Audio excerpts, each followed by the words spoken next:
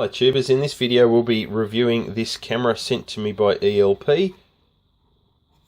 We'll be trying to get some image out of an old Tasco telescope. We'll also be pointing it at the sun to see if its claims of eliminating black sun work, and we'll be trying it out at different resolutions, and I might even do some stop motion with it. Let's get into it. This is the first product I've ever been sent by a company for review, so not a paid presentation, but they gave me this product for free. They retail around about the $60–70 mark, sell on places like eBay and Amazon. They sell other cameras as well. Now, to be fair to consumers, I am already biased because I have a free one, but I'll do my best to present to you a review of this product. The seller wanted me to make sure that I showed the specs of this device, so I'll flash those up on the screen now while we have a bit of an overview. Why is there tape on the back of that? There's probably some sensitive thing in there that they don't want easily shorted out or something.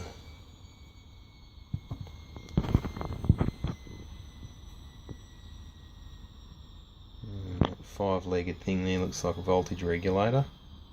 It's probably the main voltage coming in, given that you've got the power rail there, 5 volts right next to that resistor. Okay, yeah, that makes sense. Okay, so bare bones board. They do provide other products. I had a look at the eBay page, and there was a whole gamut of other cameras that are based around this package, different lenses and such.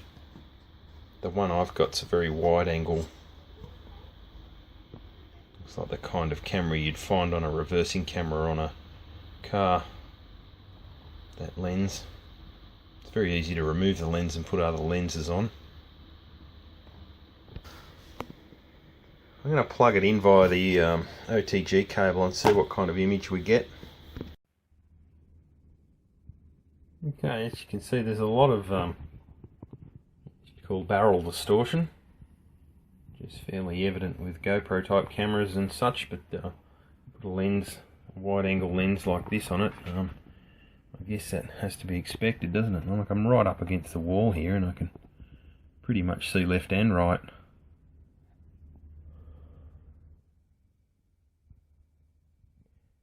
Now, I've noticed the native footage pulled into the software that's using this camera right now.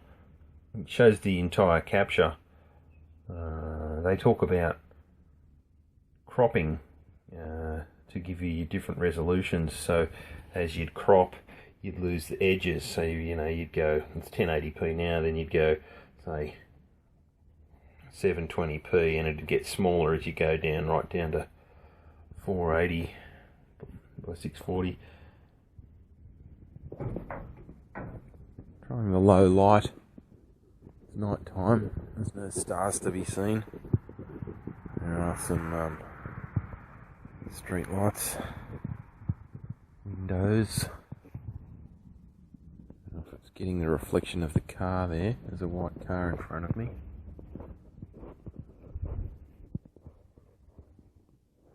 It is getting the horizon. So this capture is happening on the laptop, and this is in 1080p, 920 by 1080. Very jumpy looking. Now we're capturing at 1440 by 1080.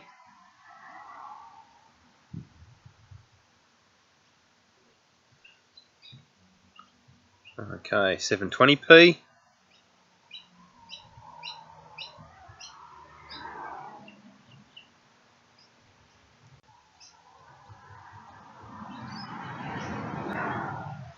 60 frames a second, 720p on the software that controls the webcam for the laptop. I like that. It looks good. Very nice little critter cam. Certainly there's a place of the kind of person that might want one of these is someone who does a lot of insect photography, because you can adjust your zoom to be nice close macro stuff. Let's chase that ant here.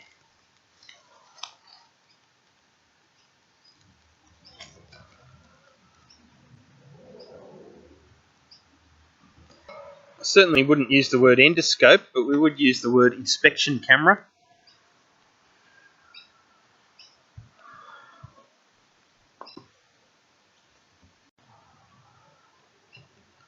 Says it has a black sun cancelling function.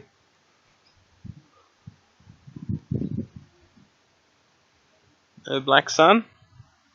Let's see how we go matching it up to a telescope.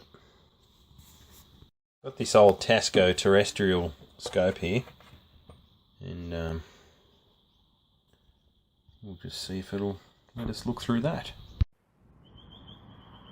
Okay, I'm just holding the sensor in front of the eyepiece. I've removed the lens, and I'm looking at a car that's about 100 metres away.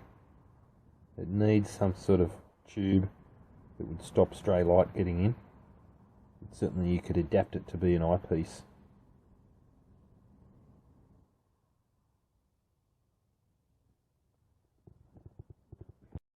Here you see the sensor.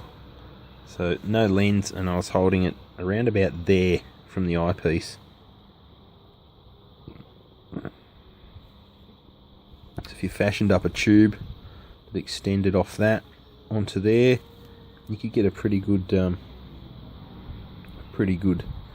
USB camera onto telescope. I'm just putting the lens back in.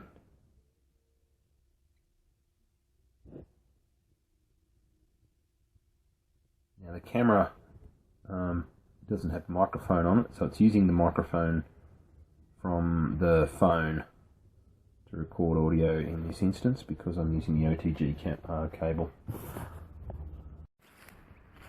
Another very important test of any camera is how it performs moving from light to dark, and how quickly the white balance can cope with the adjustment. So I'll get on the edge of this light here, and we'll go and I'll shine it into that spot there, and we'll see how it behaves.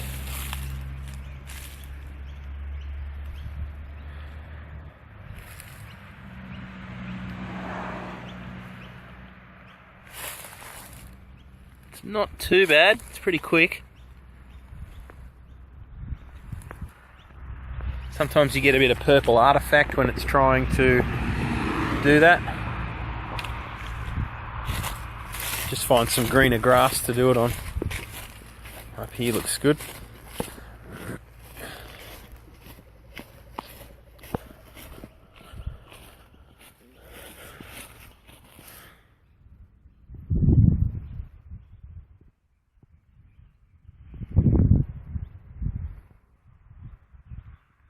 It's pretty quick. It's not seamless, you still see those jumps. Okay, what else can we test?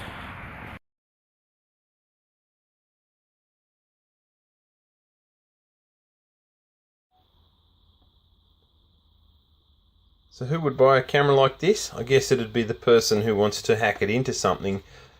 Somebody who would buy a camera and hack the actual module out of it to save yourself that time. The kind of person who would want to make some sort of eyepiece for their telescope, or a critter cam, or model camera, or hidden camera, that sort of thing.